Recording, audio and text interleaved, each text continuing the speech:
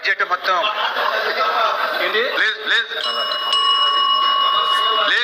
ఈ budget hello time ఇచ్చిన తర్వాత ఆగండి సార్. ఈ బడ్జెట్ మొత్తం 2,94,427 కోట్లు.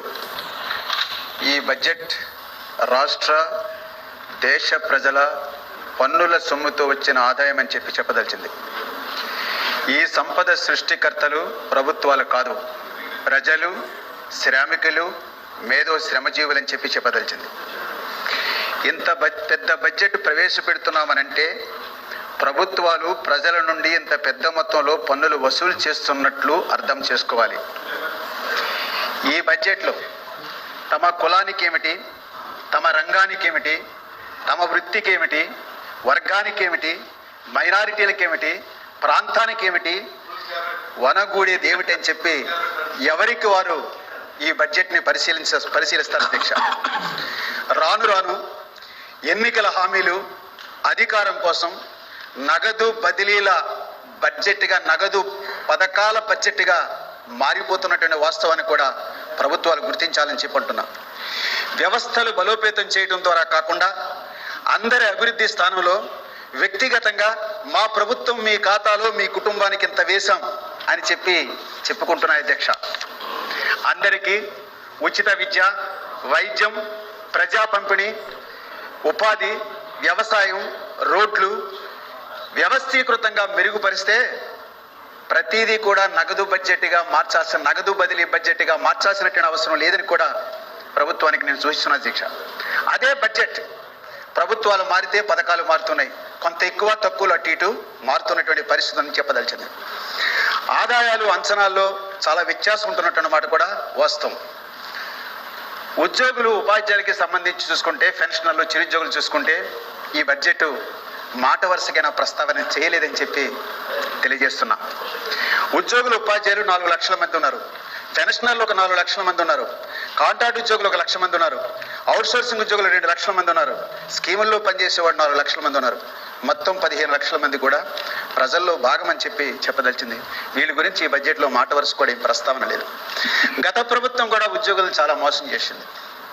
పిఆర్సీలు ఇవ్వలే, సిపిఎస్ రద్దనేది చేయలే, సకాలంలో డిఐలు అమలు కాలే, సకాలంలో సార్ నేను మాట్లాడుతా సార్, మీరు ఏ రకమైన పిఆర్సీ ఇచ్చారో మాకు తెలుసు సార్, మా అందరికీ తెలుసు సార్, ఎన్ని నెలలు పిఆర్సీ బకాయిలు చెల్లించో తెలుసు సార్, ఇంకా ఎంత అలో అండ్ అటు ఇటు స్పందన కాదు నేను చెప్పేది, వాస్తవాలు మాట్లాడుకుంటే చాలా ఉన్నాయి. ఇప్పటికి కూడా 11 పిఆర్సీ పూర్తి కాలే, దాని బకాయిలు పూర్తి కాలే, రాబోయేటప్పుడు ఎప్పుడో చెల్లిస్తూ ఉన్నారు. మీ కాలంలో చెల్లించాల్సింది రాబోయే ప్రభుత్వాలు చెల్లించమండి, వెనకడికి ఎప్పుడు చెల్లించండి. గత జేఏసీ సమావేశానికి, మార్చి నెలలో జేఏసీ సమావేశానికి 35,000 కోట్ల బకాయి ఉందని చెప్పి గత ప్రభుత్వమే చెప్పింది. 35,000 కోట్ల బకాయి ఉన్నదని చెప్పి గత ప్రభుత్వమే చెప్పింది. మొత్తం అన్ని కలిపి పిఆర్సీ కావచ్చు, డిఏలు కావచ్చు, లేకుంటే ఏపీజేలు కావచ్చు, పిఎఫ్లు కావచ్చు, సరెండర్లు కావచ్చు, మొత్తం అన్ని 35,000 కోట్ల బకాయిలు అని చెప్పింది. తర్వాత ఎన్నికల సందర్భంగా కొంత చెల్లించారు. ఈవేళ చూసుకుంటే ఇంకా 22,000 కోట్ల పైబడి ఈ బకాయిలు ఉన్నాయని చెప్పి ఈవేళ మేము చెప్తున్నటువంటి పరిస్థితి ఉంది. అలాగే ప్రస్తుతం 12 పిఆర్సీ ఊసి కూడా ఈ బడ్జెట్లో లేకుండా ఉందని చెప్పి తెలియజేస్తున్నాం. ఆ రకంగా చూసుకున్నట్లయితే ఈ ప్రభుత్వం కూడా ఈ 12 లక్షల మంది ఉద్యోగులకు సంబంధించి మాట వరుసకు ప్రస్తావించలేదు. అట్లాగే పోలీసులకు సంబంధించి ఇందాక మా లక్ష్మణరావు చెప్పాడు, మూడు సరెండర్లు పెట్టుకుంటారు, వాళ్ళు చెల్లించట్లేదు, సంవత్సరం నుంచి ట్రాన్స్పోర్ట్ ఛార్జెస్ ఉన్నాయి, చెల్లించట్లేదని చెప్పి వాళ్ళు ఆందోళన చెందుతున్నటువంటి పరిస్థితి ఉందని చెప్పి మీ ద్వారా తెలియజేస్తుంది. గత ప్రభుత్వం సిపిఎస్ని జీపీఎస్గా మార్చింది. ఈ ప్రభుత్వం ఏం చెప్పింది, ఎన్నికల సందర్భంగా మెరుగైనటువంటి పద్ధతిలో మారుస్తామని చెప్పి అంటుంది. అంటే ఓపీఎస్లోకి వస్తారా, సిపిఎస్ జీపీఎస్ కాకుండా ఇంకోటి వస్తారా, అలా మీరు ఏం చేయదలిచింది మొత్తం ఈ ఉద్యోగులందరికీ అనేది కూడా ఈ బడ్జెట్లో మాట వరుస కూడా ప్రస్తావన లేదని చెప్పదలిచింది. అట్లాగే కాంట్రాక్ట్ ఉద్యోగులు, అవుట్సోర్సింగ్ ఉద్యోగులు, scheme workers, daily wage, part time, guest టీచర్లు, రకరకాల పద్ధతిలో వీళ్ళందరూ కూడా పనిచేస్తున్నటువంటి పరిస్థితి ఉంది. వీళ్ళకి కనీస వేతనాలు కూడా అమలు చేయటం లేదు. పైగా డిఏలు కూడా ఎవరు చెప్పడం లేదు. ఇప్పుడు 5 సంవత్సరాలకు ఒకసారి ఉద్యోగులకి లేకుంటే చాలా మందికి జీతాల్లో మార్పు లేనప్పుడు ఏటీఏలో లేనటువంటి వాళ్ళకి ప్రతి 2 సంవత్సరాలకి జీతాలు పెంచాల్సిన అవసరం ఉందని చెప్పి కార్మిక సంఘాలు కోరుతున్నటువంటి పరిస్థితి ఉంది. ఆ రకంగా ఈ మొత్తం అందరికీ కూడా సంక్షేమాన్ని ఈ బడ్జెట్లో ప్రస్తావన లేదని చెప్తున్నా. 5 సంవత్సరాలు, 7 సంవత్సరాలు, 10 సంవత్సరాలు కూడా జీతాల్లో మార్పు లేనటువంటి పరిస్థితి ఉందని చెప్తున్నా. కానీ మీ ప్రభుత్వాలు ఏమో రోజు రోజుకి ధరలు పెంచుతూ ఉన్నాయి. ధరలు పెంచి వేతనాలు పెరగకపోతే వాళ్ళ జీతాలు తగ్గినట్లుగా చూడాలి. పెరగడం కాదు, యథాతథంగా ఉంటుంది కాదు, తగ్గినట్లుగా చూడాల్సినటువంటి అవసరం ఉందని చెప్పి కూడా మనం అర్థం చేసుకోవాలని చెప్పి నేను చెప్తా ఉన్నాం. అట్లాగే లక్షలాది మంది అసంఘటిత కార్మిక సంక్షేమ బోర్డు లేవు, సంక్షేమ బోర్డుకి నిధులు లేకుండా ఉన్నాయి, ఉన్న సంక్షేమ పథకాలు అమలు కాకుండా ఉన్నటువంటి పరిస్థితి ఉందని చెప్పి మీ ద్వారా తెలియజేస్తున్నా.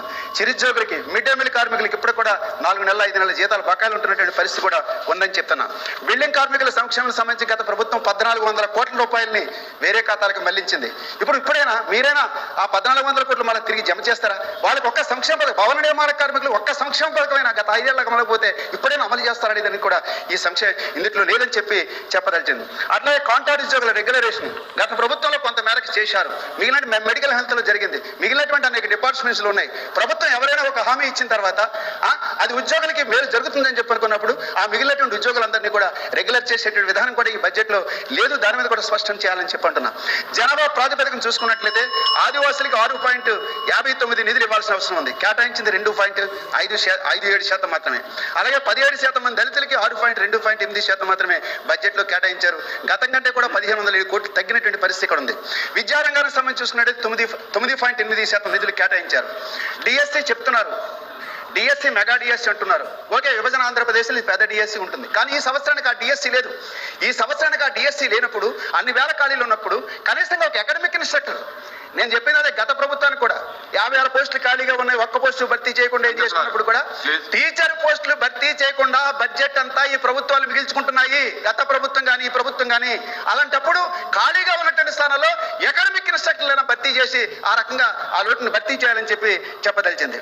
అట్లాగే మధ్యాహ్న భోజన పథకానికి సంబంధించి మెనూలు మారుస్తున్నారు, కానీ మనీ పెంచడం లేదు.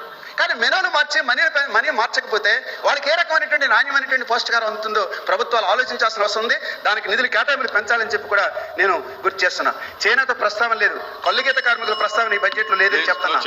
అలాగే పోలవరం పునరావాసానికి సంబంధించి బడ్జెట్ అంటే గత ప్రభుత్వం కానీ ఈ ప్రభుత్వం కానీ మరి అందరూ మాట్లాడుతుంది ఏమంటే కేవలం బడ్జెట్ ప్రాజెక్ట్ నిర్మాణం గురించి మాట్లాడుతున్నారు తప్ప మరి 50% పైగా కేటాయించాల్సిన నిర్వాసాలకు పునరావాసం గురించి మాట్లాడలేదు.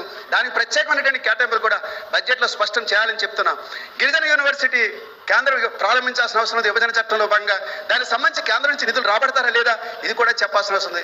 విశాఖ ఉక్కు సంబంధించి చూసుకుంటే కేంద్రం ఆ పార్టీ ఈ పార్టీ మీ అందరూ కలిసి విశాఖ ఉక్కు పార్టీని అమ్మేస్తారా, లేకుంటే దాన్ని ప్రభుత్వ రంగంలో కొనసాగిస్తారా, దాని రకంగా రక్షణ కల్పిస్తారనేది కూడా ఈ బడ్జెట్ లో రకమైన ప్రస్తావన లేదని చెప్పి చెప్పదలిచింది. ఇక తర్వాత రోడ్ల పరిస్థితి చూసుకున్నట్లయితే ఇంకా యథాతథమైన పరిస్థితి కొనసాగుతున్న పరిస్థితి ఉంది. ఇవన్నింటికి కూడా మరి కేటాయింపులు ఆ రకంగా పెంచాల్సినటువంటి అవసరం ఉందని చెప్పి కేటాయించిన నిధులు ఖర్చు చేయాలని చెప్పి మీ ద్వారా ప్రభుత్వాన్ని విజ్ఞప్తి చేస్తున్నాం. ఎల్ఓపి గారు, బొత్స సత్యనారాయణ గారు చివరిగా ఒకరిద్దరికి ఇవ్వండి సార్, తిన్నా కదా అయిపోయింది, క్లోజ్ అయిపోయింది.